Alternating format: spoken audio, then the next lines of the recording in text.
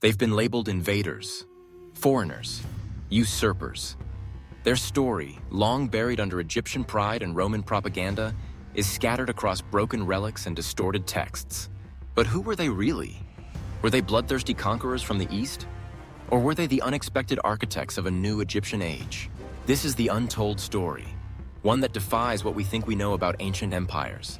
A story of cultural fusion, political manipulation, and historical erasure. As the statue watches in silence, we begin to see the truth rise from the dust. This is the real story behind the Hyksos civilization, beyond the Roman statue, beyond the myth.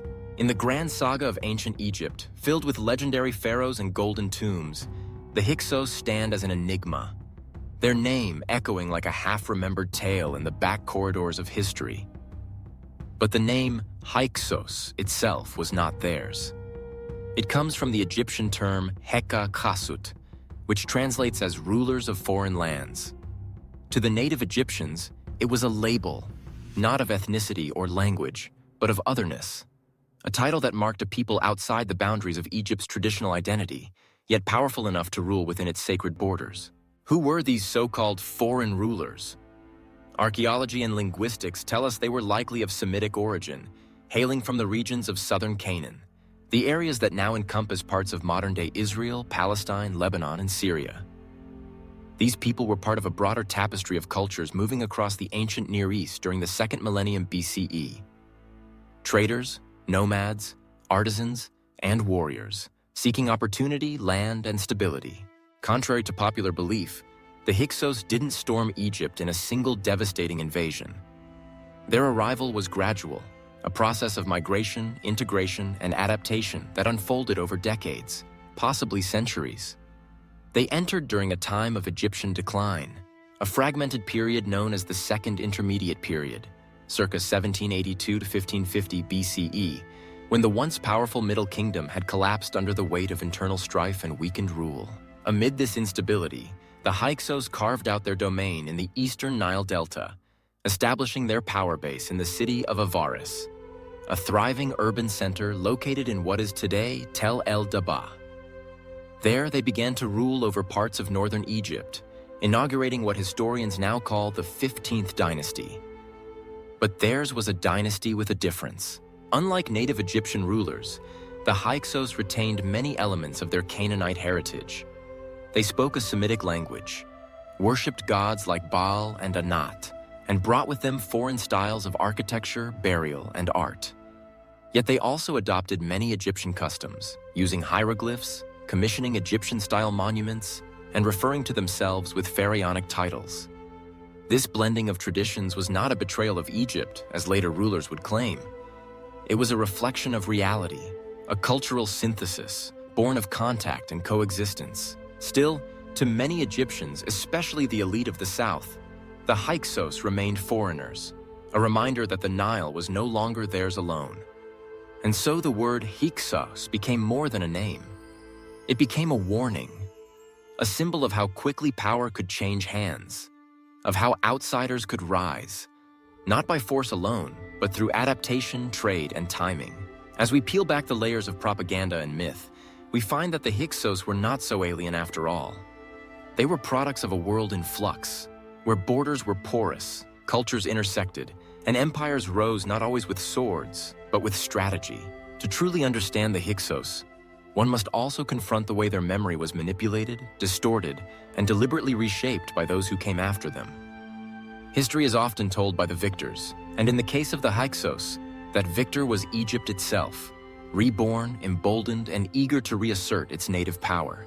When the Hyksos were eventually driven out by southern Egyptian rulers from Thebes, particularly during the reign of Ahmose I, the event was not merely recorded as a military triumph.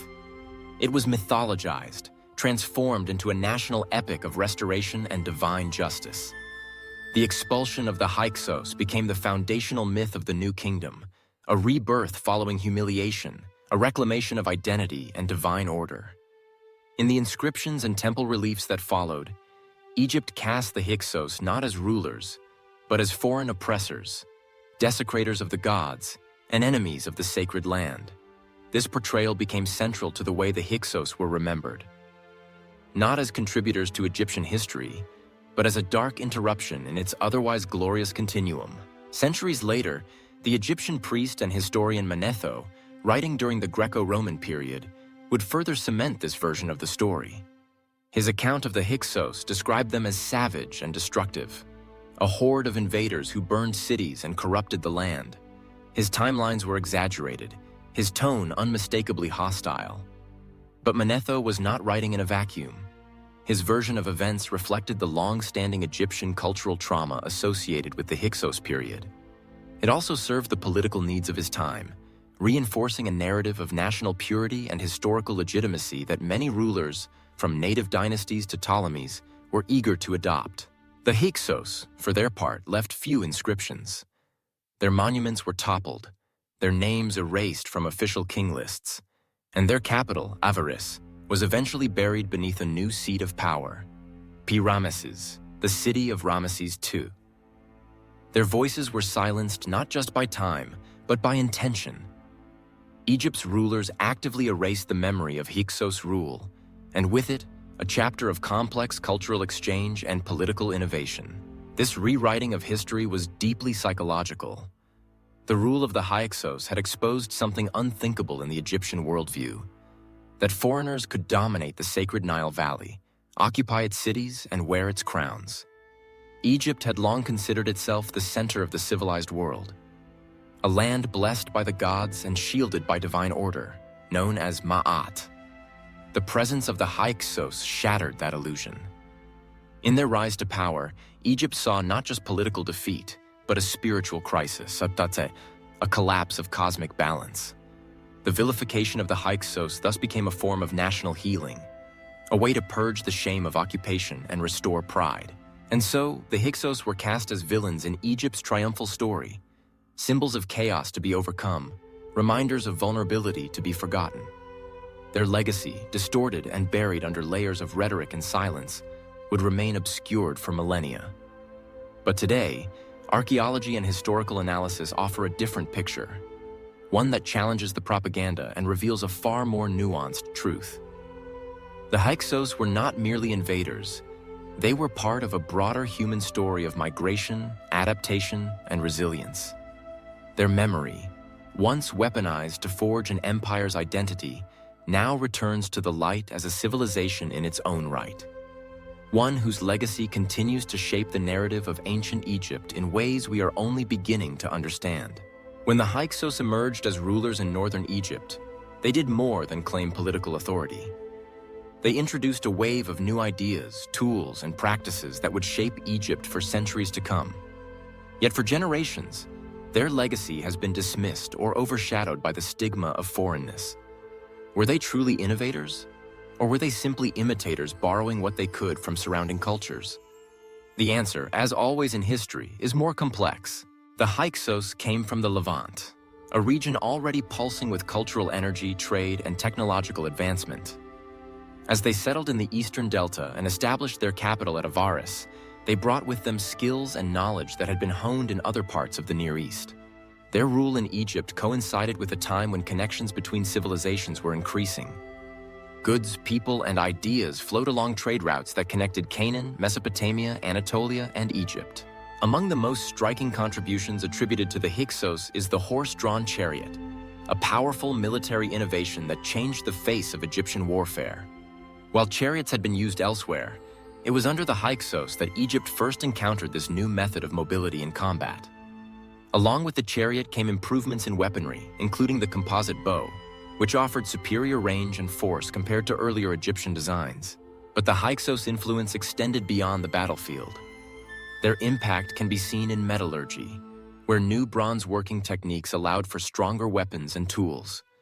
They introduced new forms of pottery, domestic architecture, and textile production, including the vertical loom. These advances were not imposed, but gradually absorbed into the fabric of Egyptian society, eventually becoming indistinguishable from what was considered traditionally Egyptian. One of the most fascinating aspects of Hyksos innovation was how it merged with the culture it encountered.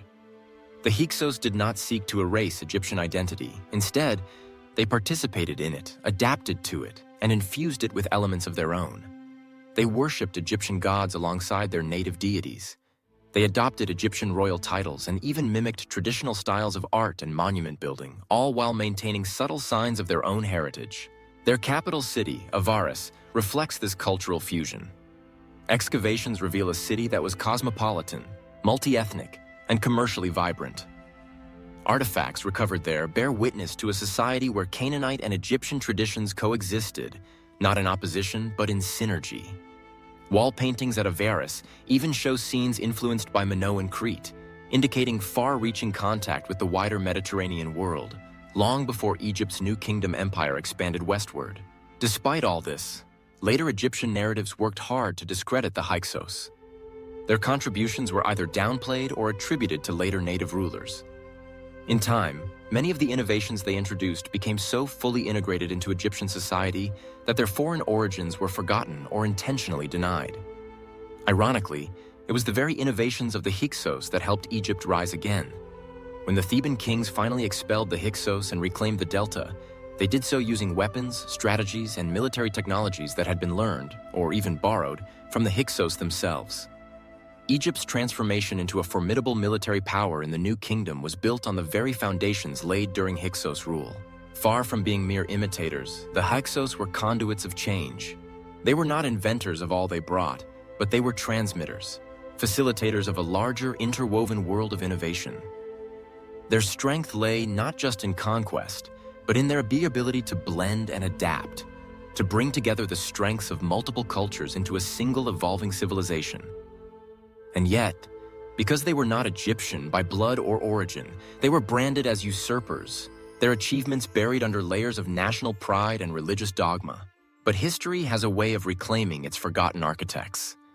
Today, as archaeologists and historians revisit the story of the Hyksos with fresh eyes and new tools, we begin to see a more accurate portrait.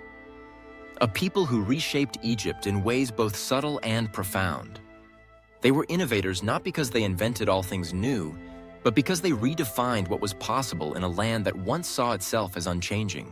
Nestled in the fertile soils of the eastern Nile Delta, not far from the modern village of Tel El Daba, once stood one of the most fascinating cities of the ancient world, Avaris.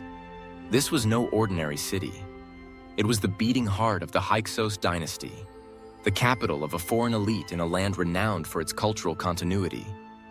But rather than being a symbol of conquest, Avaris was a city of convergence, a place where borders faded, traditions merged, and civilizations spoke to each other in clay, stone, and color. For decades, the existence of Avaris was obscured, its ruins hidden beneath layers of sediment and later Egyptian structures. But in the late 20th century, the Austrian archaeologist Manfred Bietak and his team began a series of groundbreaking excavations that brought Avaris back into view. What they uncovered rewrote much of what we thought we knew about the Hyksos. Avaris was sprawling, far larger than once believed. At its height, it covered more than 200 hectares, a network of neighborhoods, palaces, workshops, temples, and harbors. The layout of the city revealed a multicultural population, streets that branched like arteries, lined with homes constructed in both Canaanite and Egyptian styles, often side by side. This was a city where people from different backgrounds lived not in isolation, but in community. The archaeological record is astonishingly rich. Pottery from the Levant and Cyprus sits alongside traditional Egyptian wares. Tools and jewelry reflect both Semitic craftsmanship and local adaptation. Tombs contain a mixture of burial practices, some with Egyptian grave goods, and others following Near Eastern customs, including donkey burials, a hallmark of Levantine tradition. But perhaps the most breathtaking discovery in Avaris came not from weapons or architecture, but from paint. The vibrant frescoes uncovered in a palace complex. These wall paintings, dating to the Hyksos period, depict scenes of bull leaping and acrobatic figures in flowing robes, images strikingly similar to those found in Minoan Crete. For the first time, scholars had direct evidence of artistic and possibly political connections between Egypt and the Aegean during a period often dismissed as a time of decline. These murals spoke to a city that was not only engaged with its neighbors, but also deeply curious about the world beyond. Avaris, it seemed, was a port of ideas as much as of goods. Ships likely docked in its harbors carrying copper from Cyprus, incense from Canaan, ivory from Nubia, and perhaps even wine and textiles from the Aegean. This was not the isolated Egypt of traditional narratives. It was a hub in an early international network, and the Hyksos were at its center. Yet Avaris was not merely a marketplace. It was also a place of governance, ritual, and cultural negotiation. The palace complex uncovered by Bietak was monumental in scale, rivaling those of the southern pharaohs. Administrative seals found there bear both Egyptian and Semitic names, suggesting a ruling class that straddled two worlds. In its temples, deities from both traditions were worshipped. Baal and Anat, storm and war gods from the Levant, stood beside Egyptian gods like Seth and Horus, not in competition, but in coexistence. This blending of pantheons reveals the nuanced nature of Hyksos rule. Rather than attempting to force their identity upon Egypt, the Hyksos adopted a dual strategy. They embraced key elements of Egyptian kingship and religious symbolism while preserving elements of their own heritage. This was not assimilation in the sense of disappearance, but a careful balancing act. A cultural hybridity that allowed them to govern effectively in a land steeped in tradition. And yet, this hybridity would later be used against them. After their expulsion, the successors of the Hyksos sought to erase Avaris from memory. The city was abandoned, its monuments dismantled, its name stripped from royal lists. Later, the great pharaoh Ramesses II would build his magnificent capital, Pi-Ramesses, directly atop the ruins of Avaris, a symbolic gesture of rebirth, but also an act of burial. In building anew, the Egyptians quite literally stamped their own legacy over the Hyksos' achievements. But history has a long memory. What was once hidden beneath the sand has emerged again. Avaris now speaks for itself, a city not of conquerors and victims, but of interactions, adaptations, and possibilities. It challenges the notion of static civilizations, reminding us that greatness often arises not from purity, but from contact and exchange. In the grand sweep of history, the fall of a kingdom and the rise of another is often painted in the bold strokes of conquest and war. For a long time, the story of the Hyksos followed this familiar script. Foreign warriors sweeping into Egypt, toppling dynasties, and seizing power by force.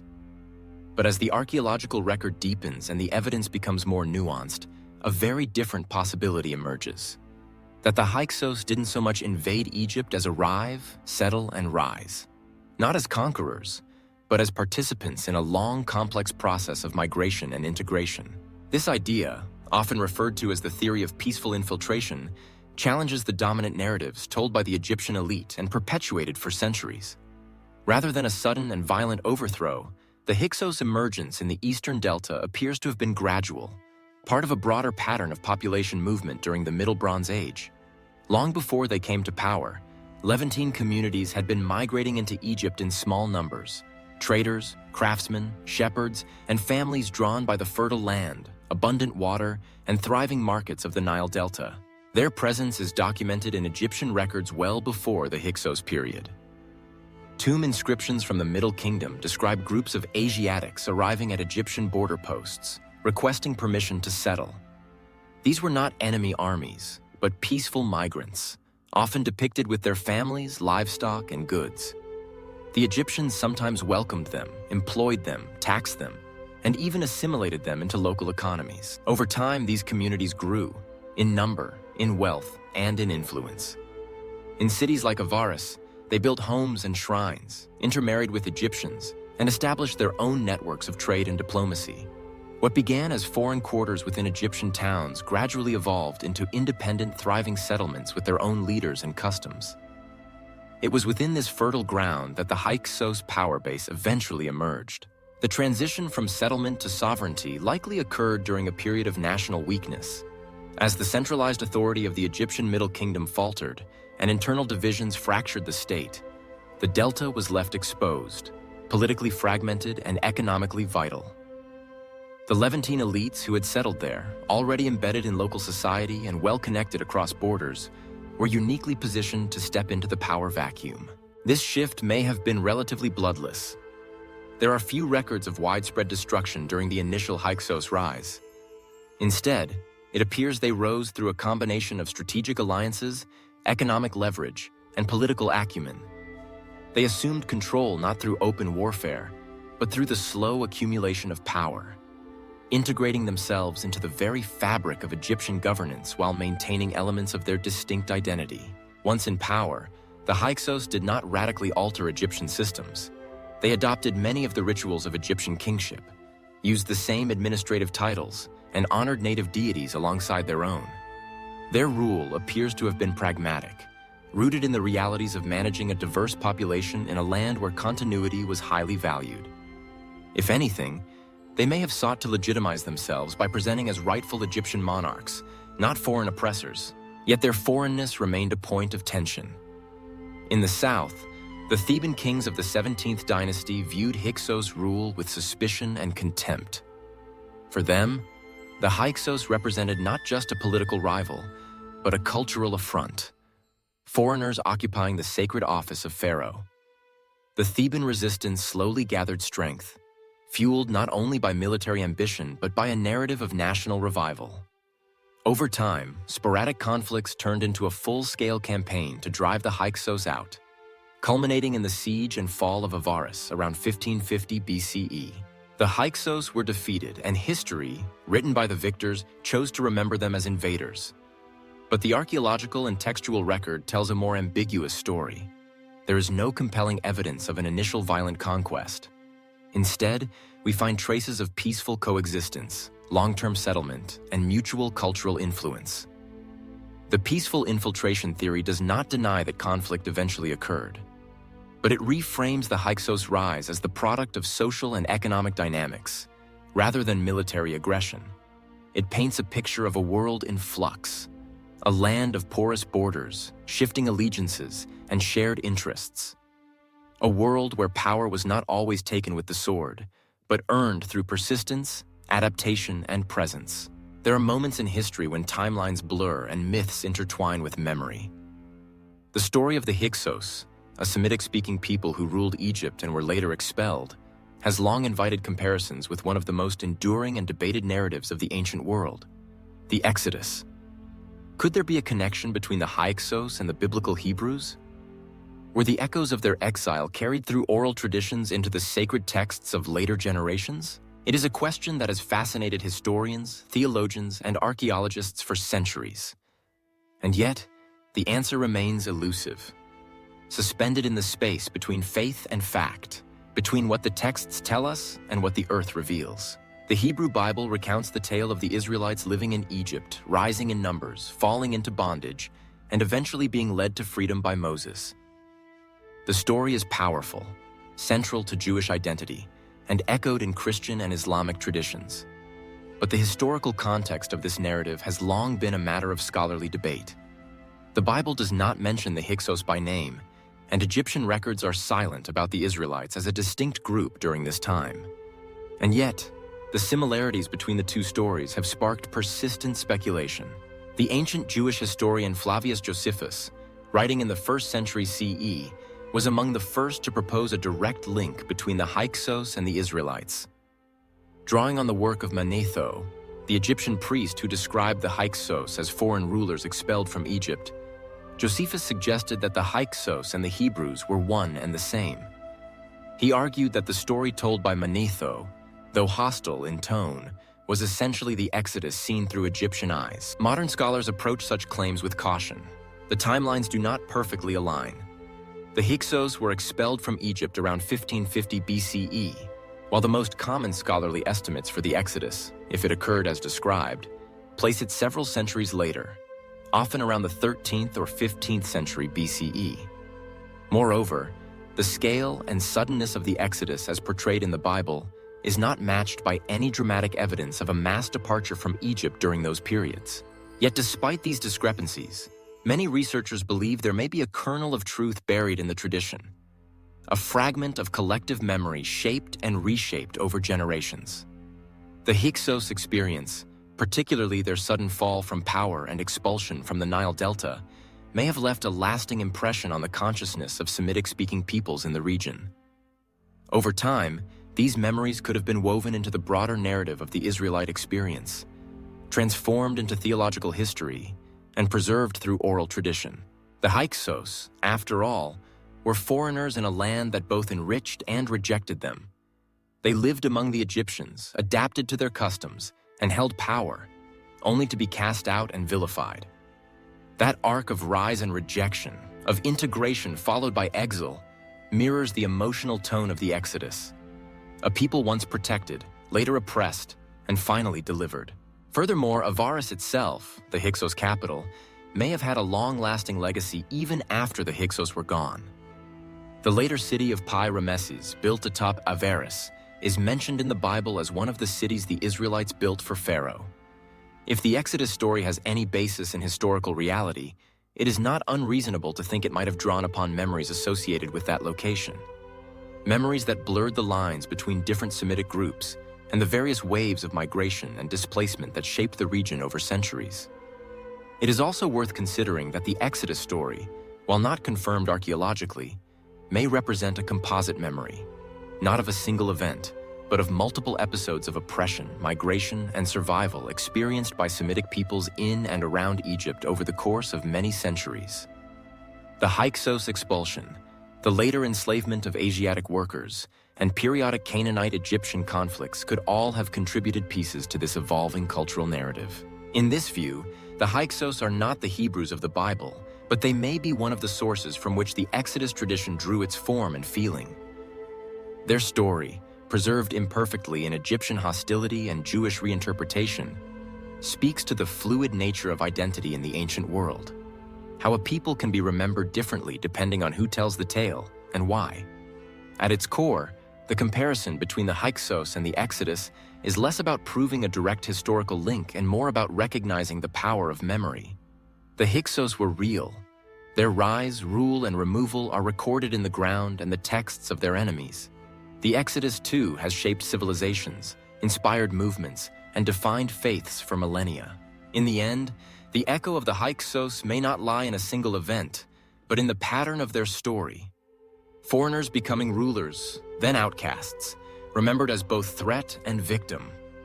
Whether or not they are the Hebrews of the Bible, they embody the themes that make the Exodus so compelling: alienation, resilience, exile, and hope. In the quiet halls of many European museums, among relics from ancient Egypt, Greece, and Rome, stands a curious figure, a Roman-era statue once thought to represent a noble or a god. At first glance, it is merely one among thousands, carved in stone, its features worn smooth by time and neglect. Yet for those who look closely and think deeply, it becomes more than just a face. It becomes a symbol of misremembered history. The Roman statue, lifeless and still, watches over a story that predates it by more than 1,000 years. The story of the Hyksos. But how did these two distant points in time become connected?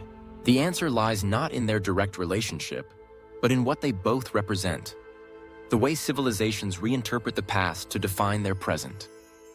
Just as the Romans appropriated and redefined the legacies of the Greeks and Egyptians before them, so too did the Egyptian dynasties reframe the memory of the Hyksos to suit their own vision of power and order.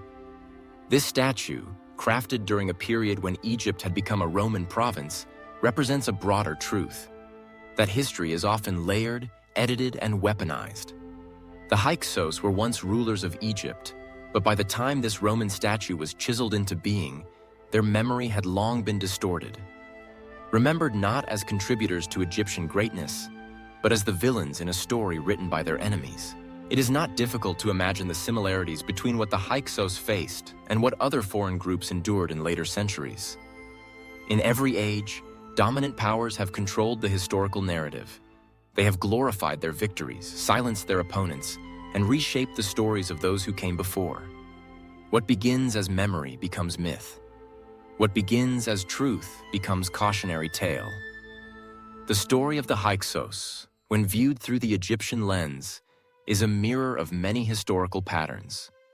Foreigners who rose within an established system were often celebrated in times of peace, only to be vilified in times of change or instability. Their presence, once seen as opportunity, became threat. Their integration, once tolerated, became betrayal. And when they fell, their memory was rewritten not with nuance, but with fear. In this way, the Hyksos are not just a chapter in Egyptian history. They are a universal archetype, a symbol of how societies grapple with outsiders, with change, and with the fragile balance between cultural preservation and transformation. The Roman statue, stripped of its original identity and meaning, stands as a silent reminder of that process. Much like the Hyksos themselves, it has been reinterpreted through the centuries. Its original purpose is unknown, its features perhaps borrowed from someone forgotten. And yet, it persists, not for what it was, but for what it became. Similarly, the Hyksos persist not in the grand temples of Thebes or the monuments of Luxor, but in the fragments beneath the soil at Tel El Daba. In broken pottery, in buried frescoes, in forgotten names scraped from stone, they whisper of a time when Egypt was not a closed system, but an open experiment in multicultural rule. Their story forces us to ask difficult questions. Who decides what history remembers? Who gets to be a hero, and who is cast as the outsider? What truths are lost when a society demands purity over complexity? These questions are not ancient, they are timeless. From Rome to modern nation-states, the treatment of migrants, minorities, and foreign influences continues to reflect the same anxieties and biases seen in ancient Egypt. The fall of the Hyksos and the rewriting of their legacy offer a powerful lens through which we can understand our own world. To look beyond the Roman statue, then, is to peer beyond the surface of history. It is to uncover the layers that time, politics, and ideology have buried. It is to listen to the silenced voices, to recognize that history is not a straight line, but a collage of perspectives, experiences, and reimaginings. The Hyksos may have vanished from the royal records, but they endure in the soil, in the architecture of Avaris, in the very weapons that Egypt later used to build its empire. And perhaps, most of all, they endure in the questions they leave behind. Questions about identity, power, and the human tendency to remember selectively. In recent years, the story of the Hyksos has ventured beyond the realms of ancient texts and shattered pottery into the cutting-edge world of genetic science. For centuries, historians pieced together the past through artifacts, inscriptions, and architecture. Now, DNA analysis offers a new lens, one that can reveal the hidden movements of peoples, their origins, and their connections in ways unimaginable just decades ago. The Hyksos, labeled as foreign rulers from the Levant, present a perfect case study for this kind of investigation. Were they indeed outsiders from Canaan and surrounding regions? Or were they more deeply integrated into the Egyptian population than previously thought? Did they leave a genetic legacy within Egypt or beyond? Recent advances in ancient DNA, aDNA extraction techniques have allowed scientists to analyze human remains found at key archaeological sites, including the Hyksos capital of Avaris at Tel El Daba. These remains, carefully dated to the Second Intermediate Period, provide the biological clues needed to trace the movements and relationships of these people. Preliminary results reveal a fascinating picture. Genetic markers show that many individuals buried at Tel El Daba share a mix of ancestries, a blend of local Nile Valley genetics and lineages commonly found in the Near East, particularly the Levant. This evidence aligns with the archaeological understanding of Avaris as a melting pot, where native Egyptians and incoming Semitic-speaking peoples lived side by side, married, and forged new communities. The DNA trail challenges simplistic notions of the Hyksos as a monolithic invading force. Instead, it suggests a population that was genetically diverse, reflecting centuries of migration, intermarriage, and cultural exchange.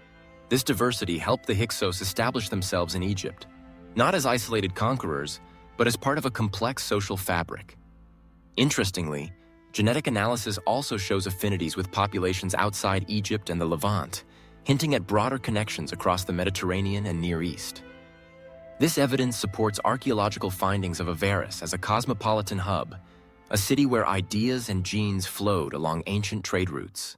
Moreover, modern genetic studies comparing ancient Egyptian genomes with those of contemporary populations reveal that many people in the Near East and Mediterranean today carry genetic legacies linked to these ancient movements.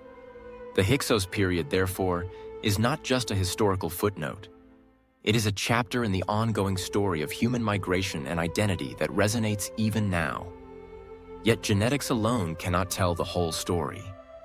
DNA reveals biological relationships, but it cannot explain the cultural, political, and ideological forces that shaped the Hyksos experience. It cannot convey how these people perceived themselves, how they negotiated power, or how they navigated their dual identities as both insiders and outsiders. What the genetic trail does confirm, however, is that the Hyksos were real people, with families, histories, and connections that spanned borders.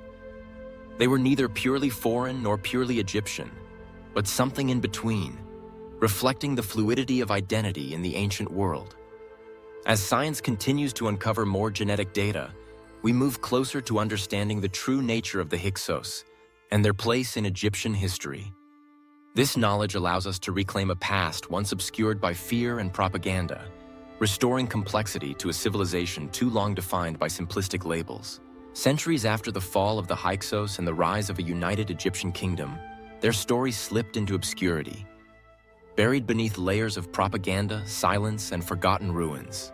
It was not until modern archaeology and scholarship began to peel back the sands of time that the Hyksos would be rediscovered, their legacy re-evaluated, their history rewritten. The journey of rediscovery began in the 19th and early 20th centuries, when explorers, Egyptologists, and historians turned their eyes to the Nile Delta's hidden ruins. Excavations at Tel el-Daba, the site of ancient Avaris, revealed a wealth of material culture distinct from traditional Egyptian norms. Pottery styles, architectural forms, and burial customs pointed to a vibrant society infused with Near Eastern influences. The Hyksos were no longer mere footnotes in Egyptian history, but a civilization deserving of study in their own right. Yet, as often happens with ancient histories entangled with national identities and colonial narratives, the rediscovery of the Hyksos was accompanied by misrepresentation. Early scholars, influenced by contemporary biases, sometimes depicted the Hyksos as primitive invaders, barbaric outsiders who disrupted a pure and continuous Egyptian civilization. This view echoed the ancient Egyptian propaganda and simplified complex cultural dynamics into a binary of us versus them. Moreover, the Hyksos were at times sensationalized as mysterious Asiatic conquerors, their story romanticized or distorted to fit prevailing theories about the origins of civilization and migration. Such interpretations often overlooked the nuanced archaeological evidence that spoke of gradual integration, cultural blending, and political pragmatism. In the realm of popular culture, the Hyksos were further misrepresented. They appeared in novels, films, and documentaries as shadowy villains or exotic invaders, rarely portrayed as multifaceted actors with agency and influence. This persistent stereotyping echoed the very ancient narrative the Hyksos had long been trapped within, that of foreign usurpers rather than complex rulers and innovators. Fortunately, contemporary scholarship is moving beyond these misrepresentations. Advances in archaeology, linguistics, and genetics have fostered a more balanced understanding of the Hyksos. Researchers now emphasize the Hyksos' role as participants in a dynamic, interconnected ancient world, a people who contributed to Egypt's cultural evolution rather than simply interrupting it. The story of the Hyksos' rediscovery is thus also a story of historiographical reflection, a cautionary tale about how history can be shaped by the perspectives and prejudices of those who record it. It reminds us to approach ancient narratives critically, to question inherited assumptions, and to seek the voices hidden beneath dominant discourses. As we continue to excavate both the physical remnants and the intellectual frameworks surrounding the Hyksos, we reclaim a past that had been fragmented and obscured. We restore humanity to those once cast as mere symbols of foreign threat, recognizing them instead as makers of history, bearers of culture, and shapers of a shared heritage. In this light, the rediscovery of the Hyksos is more than an archaeological achievement. It is a step toward historical justice. It is an invitation to see ancient Egypt not as a static, isolated civilization, but as a vibrant crossroads where identities merged, changed, and flourished. The Hyksos may have once been cast as outsiders, foreign usurpers whose rule was a temporary disruption in Egypt's grand story. Yet as we now understand, their legacy is far richer, more complex, and more enduring than mere conquest or occupation. The true story of the Hyksos is not that of an invading horde, but of a dynamic people who left an indelible mark on Egyptian civilization and on the broader tapestry of ancient history. Their rule in the Nile Delta represented a remarkable chapter of cultural fusion, innovation, and adaptation, The Hyksos introduced new technologies such as the horse-drawn chariot and the composite bow, tools that would empower Egypt to become a dominant military power in the new kingdom. Their expertise in metallurgy, trade, and administration enriched Egyptian society, bridging connections across the Near East and the Mediterranean. Beyond material contributions, the Hyksos exemplify the fluidity of identity in the ancient world. Their capital, Avaris, was a melting pot where Egyptian and Levantine traditions blended in art, religion, and daily life. They worshipped Egyptian gods alongside their native deities, embraced Egyptian royal customs, and yet retained aspects of their own cultural heritage. This hybridity challenges modern notions of rigid ethnic boundaries, reminding us that civilizations are living, evolving entities shaped by exchange and diversity. The expulsion of the Hyksos was a pivotal moment, a catalyst for Egypt's transformation into a powerful empire, but it also marked the beginning of their erasure from official histories. For centuries, their memory was shrouded in fear, prejudice, and myth, their achievements overshadowed by the propaganda of their successors. Today, archaeology, genetics, and critical scholarship are reclaiming the Hyksos' place in history. They are no longer the villains of an ancient drama, but recognized as architects of change, conduits of cultural interaction, and participants in a shared human story. Their legacy invites us to rethink ancient Egypt not as an isolated kingdom, but as a crossroads of peoples and ideas, a world shaped as much by those once labeled outsiders as by the native rulers who followed. In a broader sense, the Hyksos story resonates beyond antiquity. It speaks to the timeless human experience of migration, integration, and identity. It reminds us that civilizations grow not through isolation, but through encounters, exchanges, and the complex interweaving of cultures. The Hyksos are more than a footnote in Egyptian history. They are a testament to resilience, innovation, and the enduring power of cultural connection. Their story encourages us to look beyond simplistic narratives of conquest and defeat, to embrace complexity, and to honor the voices of those who have been long forgotten. The story of the Hyksos is a mosaic of shattered faces and silent voices, fragments of a past once lost beneath the sands of time and overshadowed by centuries of silence. Yet as we piece together the shards of pottery, the faded frescoes, the ancient texts, and now even the strands of DNA, these faces begin to emerge from the clay. They speak to us across millennia, telling stories of migration and settlement, innovation and adaptation, power and survival. The Hyksos were more than foreign conquerors. They were people who bridged worlds, carriers of culture, technology, and ideas who transformed the land they came to rule and, in turn, were shaped by it. Their legacy is not just etched in stone or buried in ruins, but lives on in the complexities of human history itself. Their voices, once silenced by propaganda and prejudice, now rise again, not as echoes of fear or myth, but as affirmations of a shared humanity. They remind us that history is never a single story, but a chorus of perspectives woven together, each adding depth and color to our understanding. In remembering the Hyksos, we reclaim more than a lost dynasty. We reclaim the idea that civilizations are living tapestries created by countless hands and voices. Their tale encourages us to look beyond borders and labels, to recognize the power of diversity, and to embrace the enduring connections that define us all. As the dust settles and the clay hardens, these faces remain, timeless witnesses to the ever-changing story of humanity.